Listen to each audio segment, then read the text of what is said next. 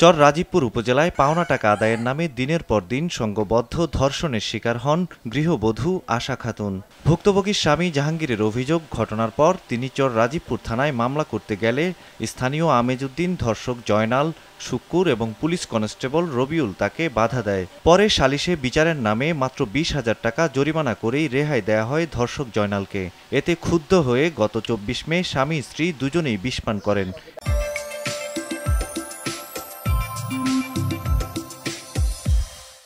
এরপর 28 মে মৃত্যু হয় আশা খাতুনের। আমার আর থানায় ঢুকতে দিল না। আমি বেশ কিছু সময় চেষ্টা করছি থানায় যাওয়ার জন্য, আমার যাইতে দিল না। কে মানে তারাই দিল না। রবিউল ভাই ছিল, আবার মামা ছিল।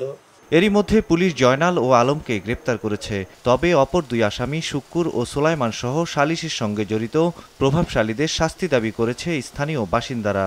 যারা দোষী দোষ করছে তাদের উপযুক্ত শাস্তি হওয়া উচিত।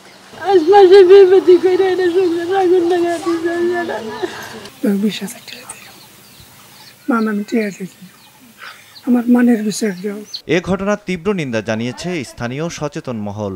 প্রক্রিয়ার সাথে যারা জড়িত তাদেরকেও আইনের আওতায় এনে দৃষ্টান্তমূলক শাস্তি দেয়া সম্ভব হলে তবেই ভবিষ্যতে এরকম ঘটনা আর ঘটবে না। আমরা চাই এর সুষ্ঠু তদন্ত হোক এবং দোষীরা উপযুক্ত শাস্তি পাক।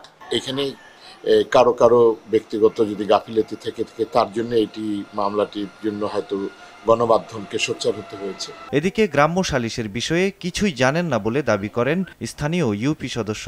আমি আগে যে ঘটনা কিছু আমি জানি যে রাজীবপুর থানা পুলিশ জানিয়েছে, ঘটনার সঙ্গে জড়িত সবাইকে গ্রেপ্তারের চেষ্টা চলছে। কাউকে থানায় আসতে পছন্দ করা কিংবা অ্যামিকেবল সেটেলমেন্ট করার ক্ষেত্রে আমরা কেউ জড়িত থেকে বা প্রভোগ করে, অবশ্যই সে ব্যক্তি তার দায় তাকে নিতে হবে। সৈয়দ মাহমুদ, RTV।